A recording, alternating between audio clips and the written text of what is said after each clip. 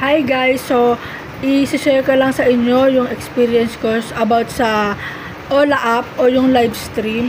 Kasi pag Ola app po, kailangan po lagi kayo magla-live. And sasagot kayo ng mga tawag ng mga foreigner o mga kapwa Pilipino lang din natin. So kapag ka ganun, kikita naman yon kapag ka yung may mga tumatawag sa inyo. Kaya lang guys, kapag walang tumawag sa inyo at hindi rin kayo nagla-live stream, hindi kayo kikita. So sa Ola app, kapag nandiyan kayo sa pinaka-room, wala pong saysay yun, lalo na kung wala naman nagbibigay sa inyo.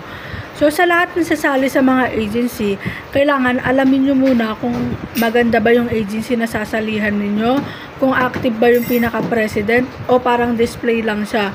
Kasi kapag ang agent ninyo ay missing in action, mahirap kasi yon, lalo na kung nakakota na kayo. Wala man